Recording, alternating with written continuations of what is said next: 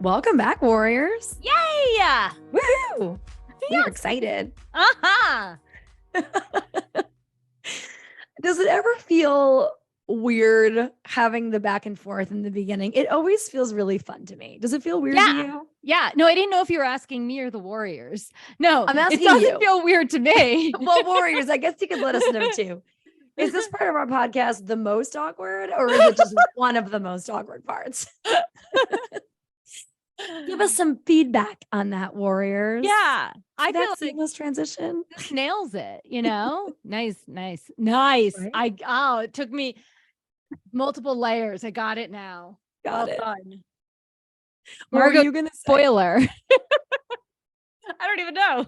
Okay, forget it then. Forget it, Warriors. We are going to be talking today with you all about what it's like to receive feedback and maybe a little bit about giving feedback too. Yes, good. That's what I was hoping, because it just struck me that like right before we hit record, I was like, wait a second. Like, I know we're going to talk about receiving constructive feedback, constructive criticism, right? Constructive. Yes, in the quotes for sure. But giving it is also a skill, especially when the person is super defensive and you are actually like in a setting where it is required to give the feedback, right? So that just happened right before we hit record. So I'm so glad you included both sides. It's required to give the feedback. That's interesting.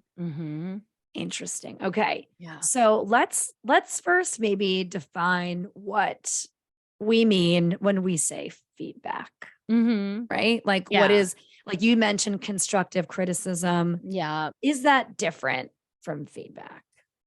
I guess, I'm thinking of all of this in more of like, quote unquote, professional settings, right?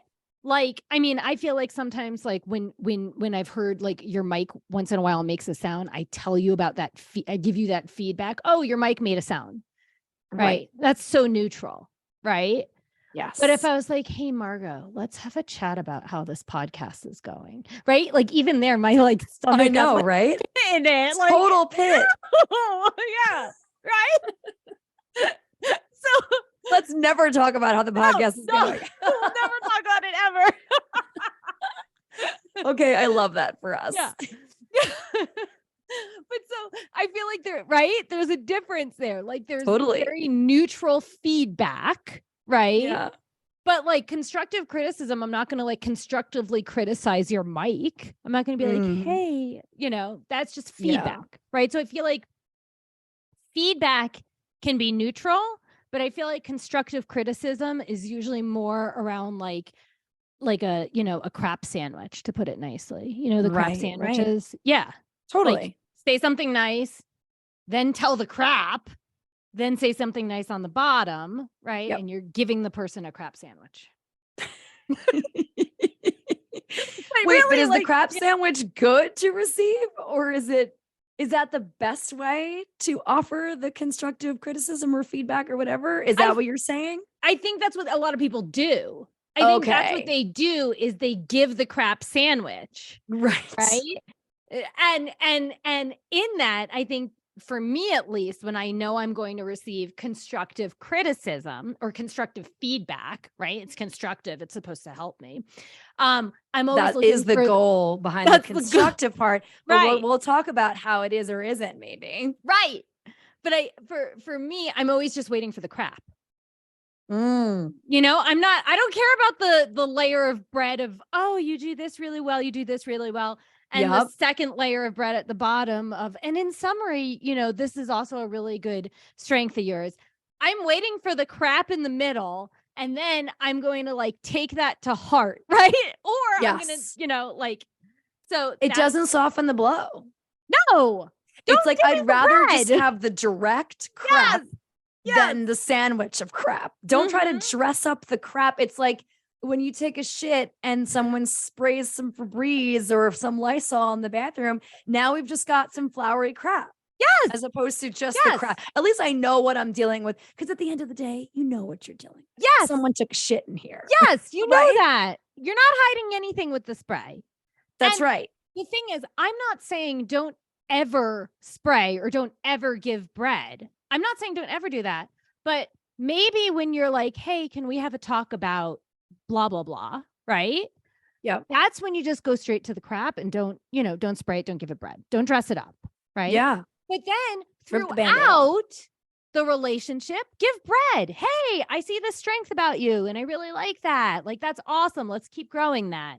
Hey, Make that the pattern. Right.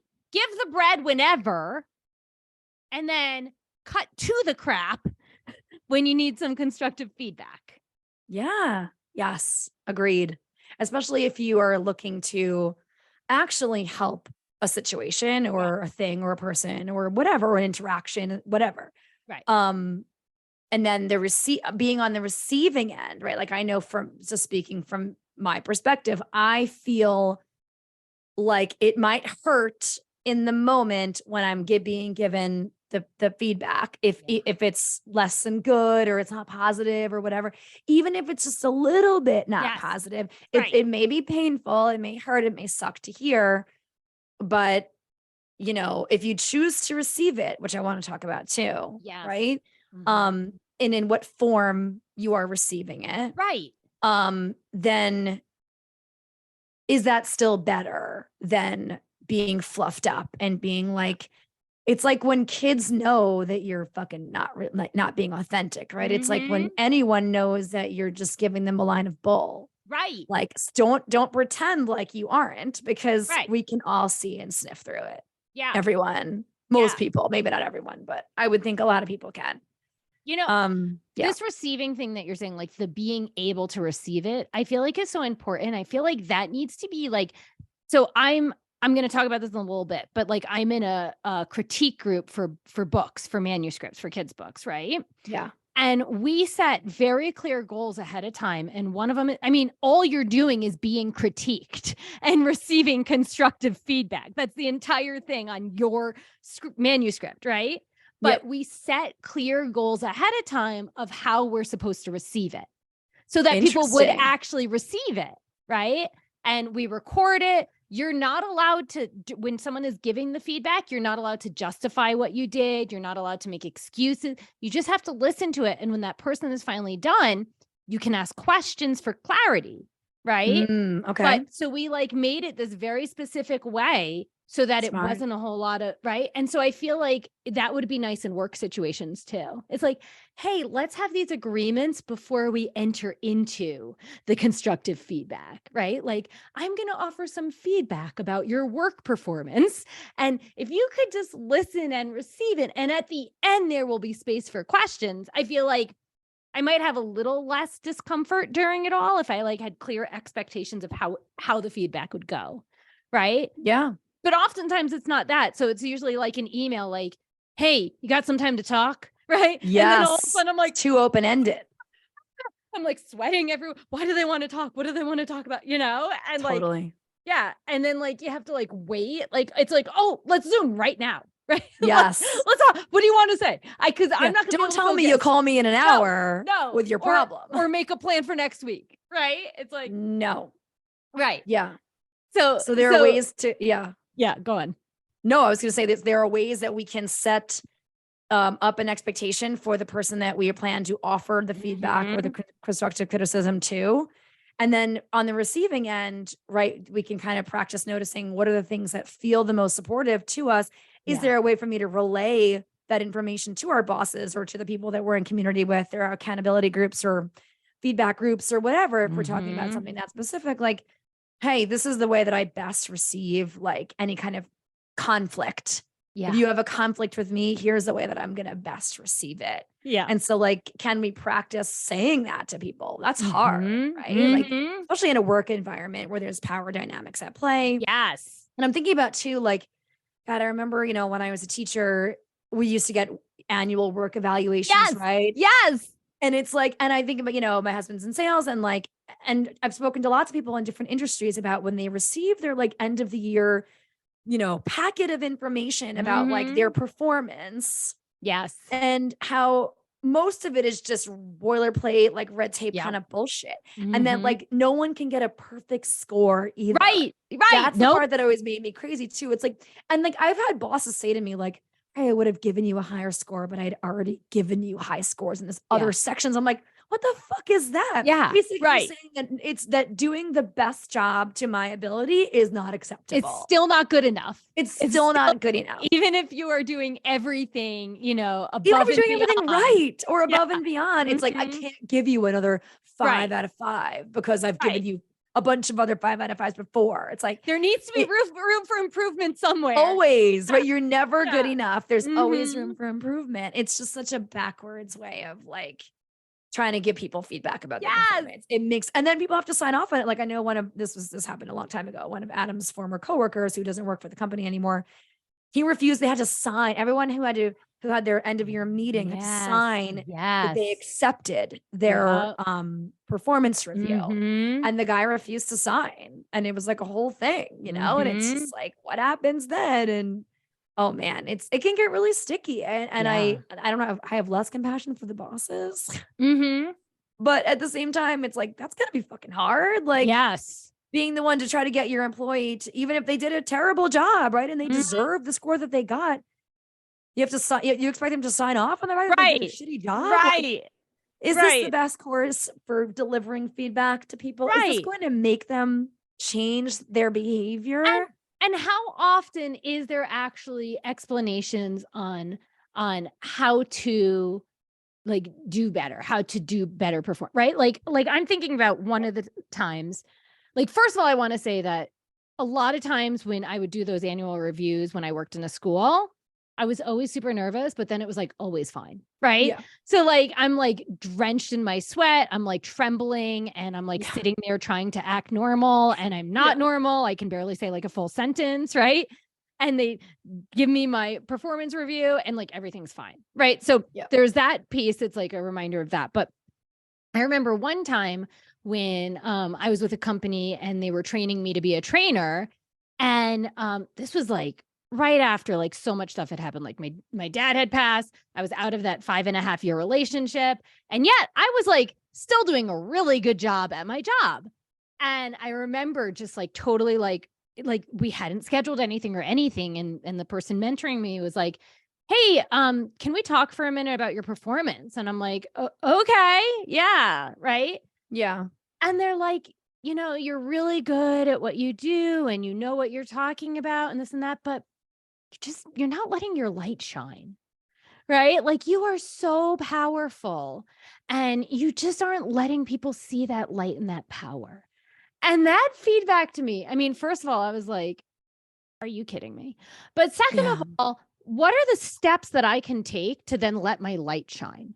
Right? Like, Right. Where's the action here? yes, it was like the most confusing feedback. And like, I wasn't trying to resist it. Right. But I also wasn't going to engage because I was like, dude, I am grieving right now. How dare you tell me my light's not shining? Right. But also, when you're telling someone they need to let their light shine more, like give them the steps to do that. Do you take a cold bath, right? Do you scrub yourself in salt? Like, what do you do to let your light shine more? Like, if It's like yeah, that is insane. I know. I've heard this before, but every Yes. time I hear it, I'm Yeah. like, I'm so like, I can't. Yep. I I know. feel like it's like the equivalent of someone saying to someone, smile more. Like that makes no sense. You are Smile not more and being you'll be constructive. better at making a website. It's like it doesn't even connect, right? Right. It's And like, it's just like, what is, like you said, there's no actionable steps to make yourself shine. yeah. Oh, Let your light shine. You're so should powerful. I put on some like body butter with glitter? Right. Like, what do you want from me? Right. That's crazy talk. I know. So that's I thought you were going to share because I remember it might have even been the same moment, but like, believe that same person told you that you were off your game, or was that a different interaction? Yes. Because I remember it was around the same time after Yes. your dad had passed out of that relationship, Mhm. and I didn't remember if it was the same conversation or not, or if it was just Yeah. close to that conversation. I don't Can you even tell me? remember now. Okay, Like but they I were don't like, even you're off your game today or something like that. And like, again, it's like, that's not constructive either. What you should be saying is, you don't seem like yourself, right? How Right. can I support you? Right. Right. Like that. Cause then it's feedback without it being about the work. And it can never Especially be if you know that two-way. someone's struggling. If you know that someone's Right. struggling, Right. do better. Do better. Do But better. also, you can't give someone feedback like that. And then they like, I could never say it to that person. It's like, you seem off your game, right? I could never, that person was my mentor. They were my boss, right? Power dynamic. I Yep. could never say to them, you're not letting your light shine enough, right? It's just, if you're going to give constructive feedback, make sure it has like applicable steps to get to the place where the feedback is needed, you know? Like, Yep. Telling someone they should shine more not only is frustrating to hear, right? Because then it goes to me, that also sounds like a gendered.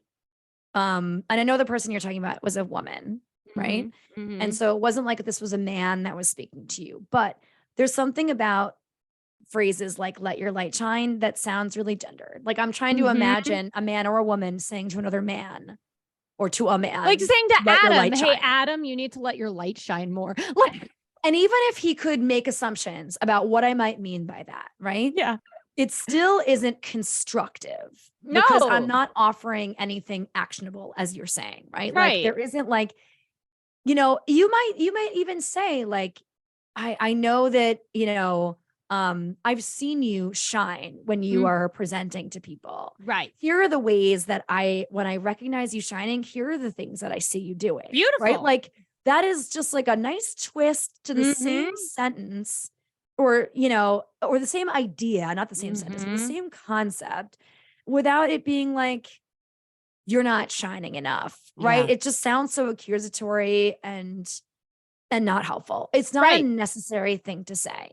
Right. Right. Right. It's like, hey, when you are, speaking to others, maybe pay attention to your filler words. Right. That's good. That's helpful. Oh, okay. How can I do that? Why don't you record yourself? That's going to feel really uncomfortable, but you'll hear the different filler words you use, so you can pay attention to them. Right. You can practice not using them or changing them up. Right. Yeah. And that person had given me that feedback at a different time, and that was helpful. Right. Right. So there is helpful feedback, but overall, tell people the steps they need to take to get to the feedback. Yeah. Also knowing that they're probably in their limbic area of their brain freaking out because you're giving them feedback too. So make it simple. Make it simple. Yeah. And don't overwhelm, right? You can't give someone 10 things that they did wrong. Right. Their brain isn't going to be able to hold all of that. Even if you offer it in writing, right? They're going to feel instantly overwhelmed. Even if they're not defensive outwardly, their narrative is going to change about themselves, and it may come out as anger later on, or retaliation in some part. Who knows? I mean, you're just, if you overwhelm a person, it's just why end of the year performance reviews are more bullshit about that, right? Because there is too much information, too much feedback at once, whether it be good or bad, or anything that isn't perfect, I should say, is going to be met with like, oh God, I'm terrible. Especially if your money is tied to it, like getting a raise or getting a bonus, right? Totally. Then it's like so intense. That's true. So have you ever received either some super helpful or unhelpful constructive feedback? Yeah, I was told to smile more. Oh God. Ew. Like my stomach just cringed. I know. And that's why when you said that thing about the shining of the light, it really bothered me, because it felt the same in a microcosm of a way. Like it just feels, I'm not smiling because I'm not smiling. Right. Is the point that then I'm supposed to perform for these people? Yeah. Is the point that I'm supposed to perform for these children, these parents, these educators, these people? Yeah. Should I not? I don't have to unload my drama to them, but like, if my face just happens to look like this, does that mean that I'm ugly?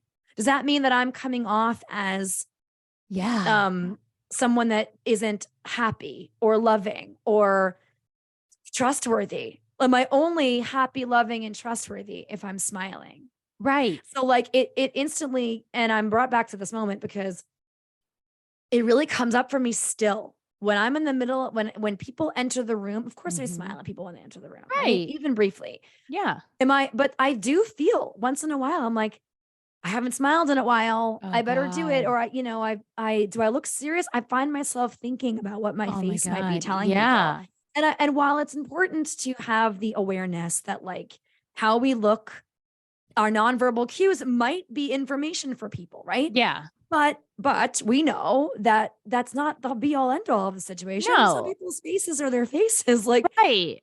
does that mean that if I don't have a constant like little upturn to the corners of my mouth, if my eyes don't look big and bright and doe-eyed like a fucking Right. Disney princess, does that mean that I'm not a good teacher? Does that mean that I can't deliver this information? Like, Right. then isn't it important too for children and all people to see that human emotions are going to ebb and flow and that Right. they shouldn't have to perform Yes. even if they're teaching, even if they're leading, even if they're doing a presentation. Right.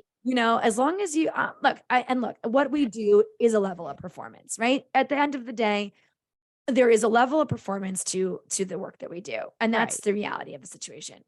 But something about you should smile more just felt like a direct attack on my face or something, because it wasn't feedback about my directions or about my directives or about like the ability for the students to do something or Right. take the direction or function.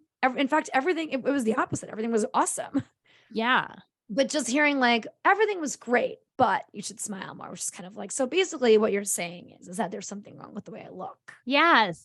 And so like, not only is that not helpful, but now already have some body dysmorphia, which Yeah. you don't know about, but labeling that, right, does Right. trigger me. Yes. And so like, now that's feedback that I'm going to be thinking about every Right. time I interact with anyone. Right. Not even when I'm working. Forget about work. Even if you take work out of the equation, if you ask someone to change something about their look, if you comment on the way that they look, that isn't useful. It's just not Mhm. useful feedback unless they, have like a giant, if their underwear sticking out of their pants, right? Yes. Or there are mitigating circumstances for Yes. certain looks, right? Of course. But sans anything detrimental like that, or like potentially really embarrassing or something, Mhm. like you have toilet paper on your ass. Okay, please tell me, Yes. come help out, help a Yes. girl out, whatever. But like, Food in my teeth? Tell me. please, exactly. But like Mhm. telling me that something that I don't look the way that I look is not good, right? That's what I Yeah. hear when you say that. And they said should. They said should. You should I smile hate more. when, oh God, like That was the exact sentence. it's like Yeah, a it was hard dead to hear. rage when I feel You that when you know, say that. Yeah. So yeah, I mean, there are probably dozens of examples I could come up with, but like Right. that's the one that always stands out to me, and that's why I'm so passionate about telling people that that's bullshit and that's not Yeah. actual feedback No, it's not feedback. at all. And so like No. what I want to say here is like one of the ways that I've adopted, not unsurprisingly, Glennon Doyle, who is one of my heroes, we know.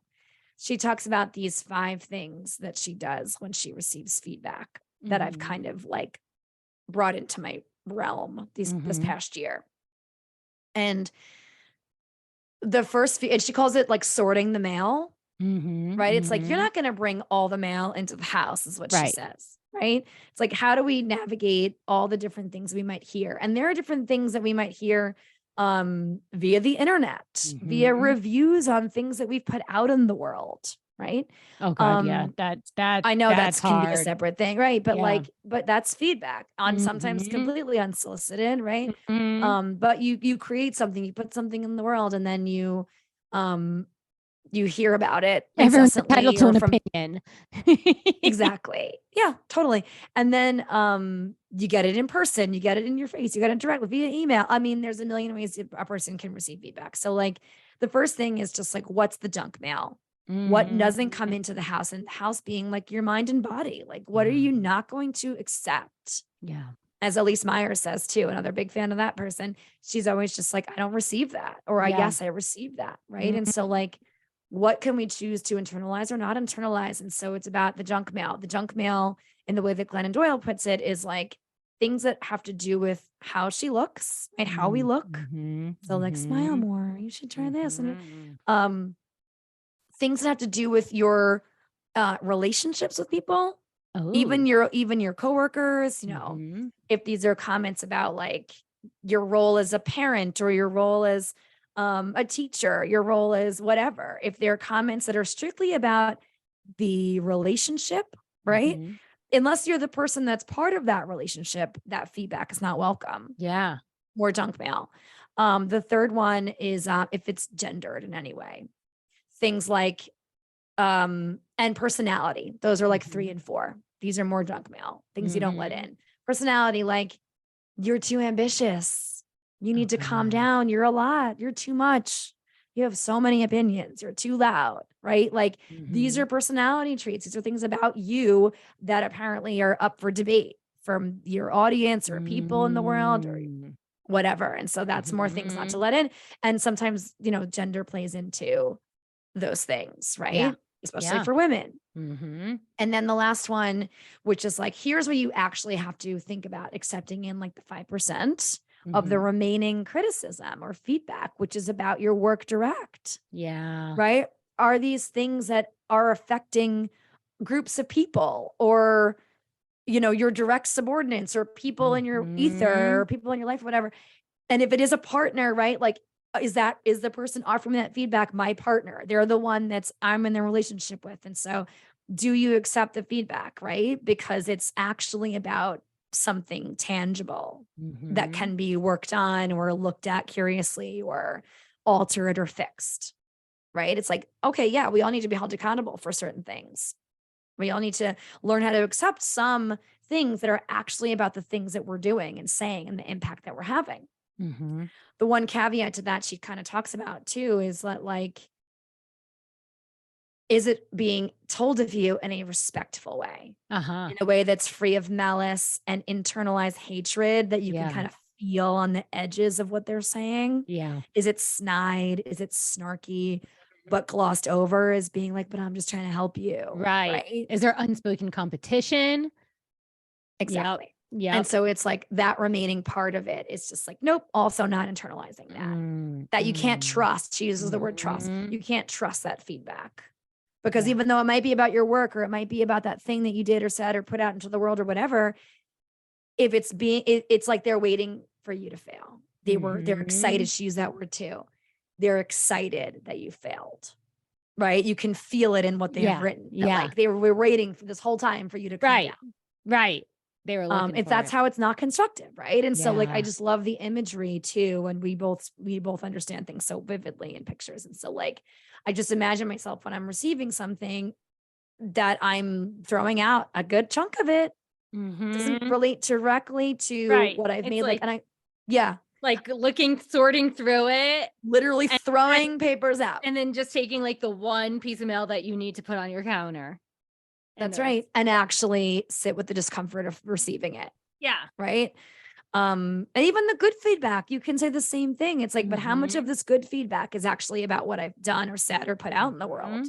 Yeah. We can say the same thing about activism, right? It's like how many, you know, it may not be received well. In fact, you're going to probably get a lot of vitriol and hate from groups of people for putting that your views out in the world, your strong opinions, your loud voice, whatever.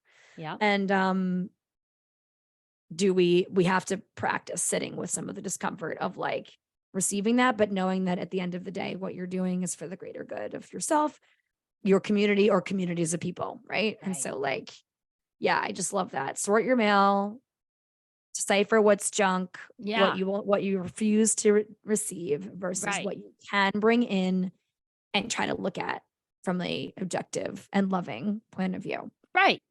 Yeah. It's very applicable. Right. I feel like that's the best way to receive criticism. That's helped me in the last year. And like you think about too, like when I know when I'm on Amazon and I'm reading reviews for things and I need to buy or want to buy, how many of I've gone through the practice of like, which are these 5 things? This is junk mail. This is junk mail. This is junk mail.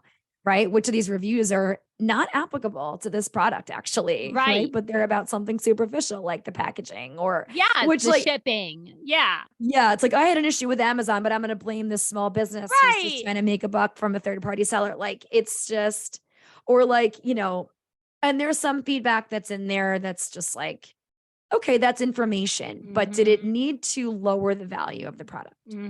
Like in terms of your review, like I remember I was looking at a children's book once and one of them, this person that was writing the review was kind of like, they picked out this one thing in the illustrations that I guess irked them or got under their skin or whatever. In my mind, it was pretty minor, at least the way it was read, and it was a pretty lengthy review. And I was like, wow, that seems like a lot of feelings about that one thing. And I'm not saying that we don't all have triggers, but does that mean that the product doesn't have value? Right. Like, and did it deserve 3 stars out of 5 because of that one thing? And it wasn't even part of the writing or the text. Like, okay, yes, of course, the visuals are important parts of children's books. They're extremely important, if arguably more important than the text sometimes. But I mean, I wound up feeling like bad for this author. It's just like, this doesn't seem worthy of knocking off 2 stars off someone's creative work. Like, and yes, I'm more sensitive to that as an author myself. Yes. So like, I have my own filter and well, as a small business, it's like, people are just so unaware of all the work that goes into what they're seeing on their screen. And then they just feel like they can, rip it apart because they paid for it or they got it for free or, that they're owed the opportunity to air the grievance to the world or something. So what about giving feedback? How do you feel about giving feedback? It's really hard. I find it to be really challenging. I'm a direct person. And so I don't like sugarcoating. I don't do the crap sandwich. I just can't, because like you said, it's better to sprinkle the bread all the time. Sprinkle the bread, the cheese, the lettuce, the tomato, all the other stuff all the time. So that person knows that they're not bad. That person knows that you care and love them. That person knows that you are a hard worker, that you do all the things and that you are always trying your best and whatever, that that you respect them, that they are loved by you, supportive, whatever your relationship is to that coworker or that friend or family member or whatever, whoever it is, and just get straight to it. Just say, this thing that you said really hurt me, or hey, I need to tell you about how I feel about that thing that happened just now or the other night or whatever. And then just go right into it. Not like, hey, can we talk tomorrow? Because that's not being helpful. It's not being constructive. It's being cruel, especially if you're talking to an anxiety warrior. So I mean, I find giving feedback really hard, but I do find that it gets, I feel like you wind up getting through the sticky part, the mud, faster than you would if you sprinkle it in or whatever, because then it feels like either that person's going to be left thinking, well, that was laced with a lot of loving things, so it's not that bad, so I can keep doing it. Right. Or, and so like maybe they ignore the one thing you wanted them to hear. Not that you didn't want them to hear those other good little sprinkles of things, but really you wanted them to hear that one thing. But maybe they choose to ignore that thing. You never know, because you weren't direct. And, or it just prolongs the pain for when you inevitably maybe blow up because you can't bottle it up anymore about something or whatever. And then that person feels like immediately like, where did this come from? It's confusing. Blindsided. If anyone ever asks me for feedback, not in regards to like, hey, we have something we got to talk about, right? And I'm going to initiate. But if someone's like, hey, can I get your feedback on this? Right? I always ask like, what kind of feedback are you looking for? Right? Because there are so many different ways I can go in the feedback. So it's like, hey, guide me to what you're actually looking for. But also, like, it was just really interesting because as recently, so like I've mentioned before, I'm in this critique group for manuscripts, and the whole purpose of the group is to be critiqued, right? It's like we are sharing our what is supposed to be like multiple drafts. Like we're not Right. sharing multiple drafts, but we have already rewritten and redone our drafts so many times that we think that the story we've written is in a good space for Yep. us to share and receive feedback, right? Yeah. And hopefully if things are confusing, we are given that feedback, and hopefully, and so just recently in this group, we received a manuscript that for me, and I'm being very conscious. I understand this person worked on it. It was so confusing. It was beyond confusing. It had so many typos. It just didn't feel like this was worked on multiple times. It felt like maybe it was a very, very first draft, right? And I was really overthinking and really anxious about giving feedback because there was so much I could give. And then there's multiple of us in a group, right? Like I didn't want this going on for like 8 hours, right? And also I didn't want the person to like be like, I didn't want them to have negative feelings, but also they're in this group. They want to do this, right? Yeah. So or you assume. I mean, they requested it, right? We didn't have to do these groups, right? This wasn't like a mandatory thing. This is like a bunch of us came together because we wanted to get feedback on our manuscripts. And I intentionally did not go first because I wanted to see what other people were going to say and how it was going to be received. And from the moment the first critique started, the author was so defensive and wasn't listening and was giving excuses and giving reasons and not hearing anything. And it was a really disappointing time because we all spent our time reading the book to offer feedback to help this story be more clear, to be more engaging. And a couple of times they were like, okay, thanks for the feedback, but you could just feel like they were upset. Yeah. Yeah, they weren't really ready to receive the feedback. Yeah, like they felt like we didn't get it, but multiple of us had the same exact questions. That's it right there. So you may be able to poo-poo one person's problem, but if multiple people have the same problem, it's a problem. Yes. Yeah. That's so interesting. Like I feel, well, I know you had said earlier that there were parameters around the group, right? This person was made aware of that even though they were new. I mean, I know that I sent an email explaining what we agreed as a group. Right. So, and in it was like, you just listen to the feedback. Okay. Like, so she was made aware of the rules or the agreements. Like for you being can part of the explain group. at some point, but we didn't verbally explicitly explain it. Okay. So maybe she didn't read the email. Maybe not. Yeah. Right. Interesting. It was super awkward. It was like the first time, the first time in our group where someone wasn't receiving it and was like questioning and negating. And it was like, oh my God, I'm so glad the rest of us were on the same page and everything else went more smoothly for giving and receiving feedback. Right. Right. It's just like, I think, well, it's possible. I don't want to project too much, but it's possible this person just assumed that everyone was going to be obsessed with her work. And that's why she felt safe, right? But then when she felt threatened, clearly, by all of you having similar, even if you had dissimilar complaints, or not complaints, but dissimilar thoughts that you were sharing about her work, I'm sure it sounds to me like she probably wouldn't have received that either.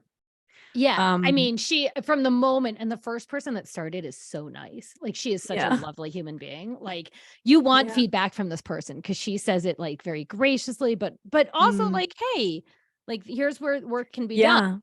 Right. And I was about to say too, like sometimes I find when I'm giving feedback or if I'm being given feedback, what helps me is knowing that the person giving me the feedback isn't perfect. Yeah. Right? And reminding them that I'm not perfect. Yeah. But just hearing like, this is how many times I've fucked this up, or I really struggle with this in the beginning, or even those little like self-deprecating things, even if they're little white lies, I feel like they can really help soften the blow to our egos. Especially if it's about work that we're putting out in the world, right? With an intention of sharing, and whatever. And maybe that's not what maybe this person still wouldn't have received it well. It seems like maybe they wouldn't have, but you can't, that's the other thing I'll say. It sounds like it's a good reminder, your story, that we can't control how other people receive our feedback. Right. We can only control how we know we're delivering the feedback. Are we being respectful? Are we offering actionable steps? Right? Are we actively giving them something to do? Yeah. To think about. I think those are the two big things. Are you giving someone actionable steps, and are you being respectful? Right? Like if we had to dump them all into like, here are our top 2 tips on how to deliver feedback. Those are the 2 things. And then as far as receiving feedback, right? Can you sort through that mail before you internalize all this shit? Right? You know, that's it, warriors. Here That's are it. Practices this week and going forward, maybe. Can I give you some feedback? Sure. No, I'm just kidding. Let's hear it. I was just going to say that was amazing. Oh, thanks. Boiling it down to 2 for giving and 1 for receiving. Like, yeah, they're simple, but not easy. Right? We can acknowledge too. They're simple, but not easy. These are, it's easy to say them, or it's simple to say them to you, warriors. Give these things a try, see how they feel. But that doesn't mean that that's not going to be challenging. It might be really hard. Right. And so maybe sit with the concept of receiving and giving feedback or criticism today or this week. How has this shown up for you in your work life, even in your interpersonal relationships, with your friends and family? What kind of energy do you think you have when you are giving or receiving feedback? Can you spend some time being curious about and honest with yourself about your patterns? Do you typically internalize everything? Do you have strong negativity bias? Are you, when you're offering feedback, offering actionable steps for a person that they can actually, commit to without getting defensive, or consider without getting defensive? So how does it show up for you? Yeah. Does it show up for you? Maybe it doesn't.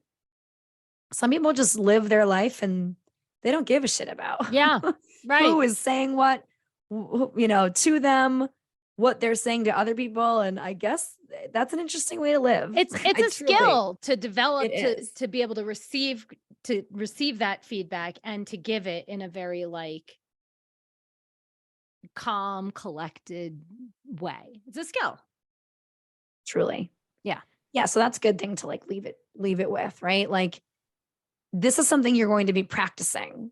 Maybe you're really good at it already, but I imagine it's because you've been practicing for many, many years. Yeah. And if you've never even thought about this before, it just may be interesting for you to reflect on, to journal on, to meditate on, to just think about, to have a conversation with your friends and family, your coworkers about even. What is it? What kind of feedback do you enjoy receiving? Can you remember to plant those little breadcrumbs for your people too, so they know that whatever it is, when you do have to bring them something challenging or more difficult, they know it's not necessarily about who they are as a person. Yeah. Right. They know not to take it super personally or something. Because I think that's part of the problem too, is that a lot of us, and I know I'll speak for me, there are sometimes when I get feedback where I'm just like, this must mean I'm bad. Yes. Right? You take it personally. I must be terrible. And it's hard to not look at it that way for some of us. And that's normal. Yeah. That's normal. So that doesn't mean we can't do better. When we know more, we do more. When we know better, we do better. Practice. Okay. Abby, do you have a win of the week? I do. And I guess it kind of can go with some feedback. So I went and saw The Little Mermaid the other night. Oh.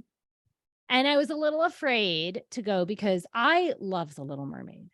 I love it. I understand there's problematic themes in it from 1989 or, whatever, but I still love it. I love Part of Your World. I have sang it on the podcast a few different times, right? Some of our guests, Bailey and Raina, right? Look at you, Raina. Yes. That's right.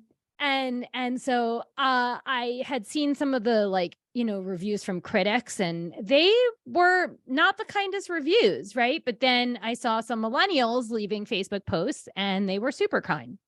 So I was excited to go, but I was also a little nervous that I was going to be disappointed. Yeah. And I loved it.